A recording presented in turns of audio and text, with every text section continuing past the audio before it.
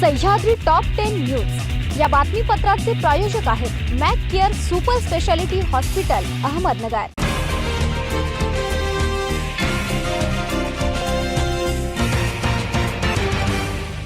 प्रेक्षको नमस्कार, मी दिशा न्यूज 24 सह्याद्रीमध्ये तुमचं स्वागत। पाहूया अहिल्यानगर जिल्ह्यातील महत्त्वपूर्ण बातम्यांचा आढावा सह्याद्री टॉप 10 मध्ये।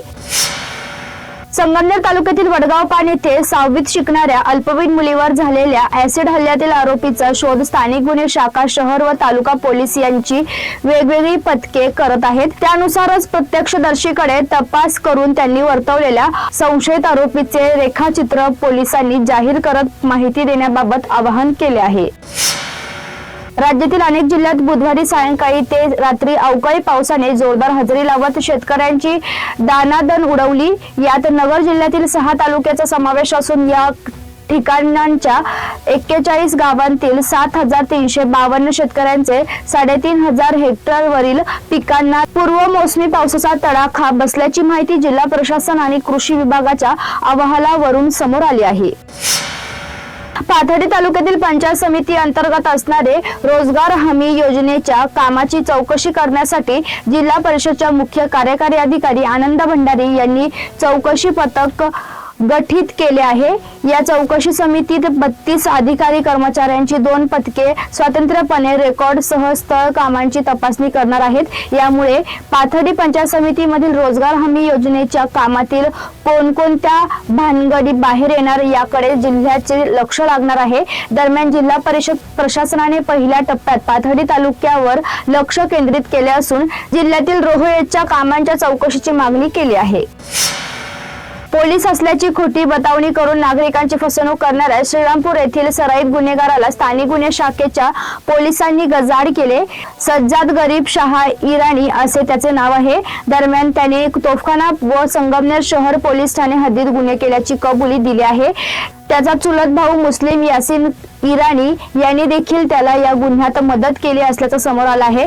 तो पसार आहे। रवींद्र नारायण राजहंस हे 9 ऑगस्ट 2025 रोजी सावेडी उपनगरातील जॉगिंग पार्क जवळ थांबले असताना 2 संशयितांनी त्यांना पोलीस असल्याचं सांगून फसवले होते। हिंदू नववर्षाची सुरुवात साईबाबांच्या समाधी दर्शनाने व्हावी म्हणून गुरुवारी गुढीपाडवा सणानिमित्त साई भक्तांनी साईबाबांच्या दर्शनासाठी मोठ्या प्रमाणात गर्दी केली होती। रूढी परंपरेनुसार साईबाबांच्या समाधी मंदिराच्या कळसावर गुढी उभारून हा उत्सव मोठ्या आनंदात साजरा करण्यात आला। तसेच सायंकाळी साईबाबांच्या सुवर्ण रथाची मिरवणूक काढण्यात आली। यावेळी भाविक मोठ्या संख्येने उपस्थित होते। सह्याद्री टॉप 10 मध्ये घेऊया एक छोटीशी विश्रांती। रोखोक पत्रकारिता, निर्भीड बाणा आणि कणखर भूमिका, महाराष्ट्राचा सखा, सत्याचा पाठीराखा, शब्दांचं सामर्थ्य, विश्वसनीयतेची उंची, न्यूज 24 सह्याद्री। विश्रांतीनंतर तुमचं पुन्हा एकदा स्वागत। पाहूया पुढील बातम्या। नगर तालुक्यातील जेऊर येथील विद्यालयातील 10वी परीक्षा केंद्रात परिसरातील 5 विद्यालयाचे विद्यार्थी येतात। परीक्षा काळात विद्यालय परिसरात तसेच रस्त्यावर टपोरी पोरांचा मोठा घोळका पाहायला मिळतो। बुधवारी MIDC पोलिसांनी घेतलेल्या आक्रमक भूमिकेमुळे टपोरींची पळताभुई थोडी झाली। पोलिसांच्या या कार्याचे पंचक्रोशीतील ग्रामस्थ व पालक विद्यार्थ्यांमधून कौतुक करण्यात आले आहे। नेवासा तालुक्यातील चांदा कवठा फत्तेपूर देवगड परिसरात अवकाळीने तडाखा दिला असून गारपीट झाल्याने पिकांचे मोठे नुकसान झाले आहे।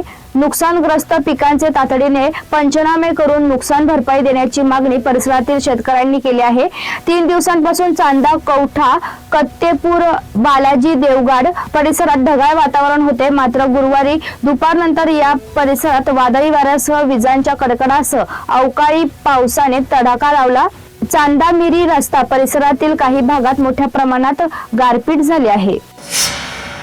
8 तालुक्यांच्या 103 गावांना वादळी वारे आणि अवकाळी पावसाने दणका दिला आहे। या दणक्यात 851.64 हेक्टर क्षेत्रावरील गहू, हरभरा, कांदा, मका, टोमॅटो, शेवगा, कलिंगड, खरबूज, संत्रा, डाळिंब, द्राक्षे, पेरू आदींचे नुकसान झाले आहे। या नुकसानीचा आर्थिक फटका 12,999 शेतकऱ्यांना बसला असून या नुकसानीचा सर्वाधिक फटका श्रीरामपूर आणि पारनेर तालुक्यांना बसला आहे.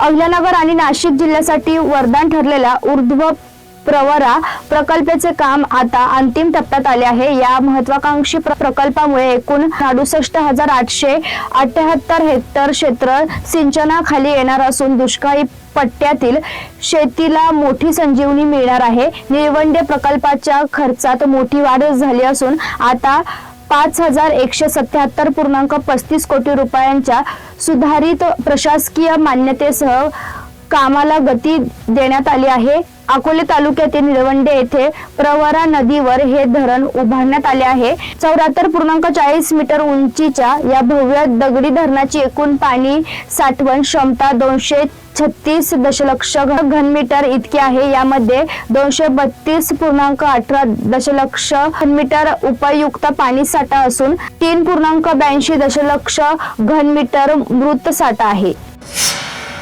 कोपरगाव विधानसभा मतदारसंघातील राष्ट्रीय महामार्गावरील रखडलेल्या पुलाच्या व रस्त्याच्या कामांना गती मिळून वाहतुकीसाठी येणाऱ्या समस्या दूर व्हाव्या यासाठी आमदार आशुतोष काळे यांनी राष्ट्रवादी काँग्रेस पक्षाचे कार्याध्यक्ष खासदार प्रफुल्ल पटेल यांच्या समवेत मंगळवार रोजी दिल्ली येथे केंद्रीय रस्ते वाहतूक व महामार्ग मंत्री नितीन गडकरी यांची भेट घेतली. यावेळी आमदार काळे यांनी मतदारसंघातील रखडलेल्या रस्त्यांसह पुलांच्या कामांबद्दल सविस्तर माहिती देऊन समस्या त्यांच्या समोर मांडल्या. यावेळी चर्चेदरम्यान मंत्री गडकरी यांनी ही कामे तत्काळ मार्गी लावू अशी ग्वाही दिली, अशी माहिती आमदार काळे यांनी दिली आहे.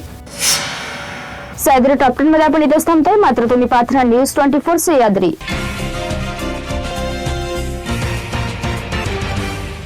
सह्याद्री टॉप 10 न्यूज या बातमीपत्राचे प्रायोजक होते Mac Care super speciality hospital, Ahmednagar.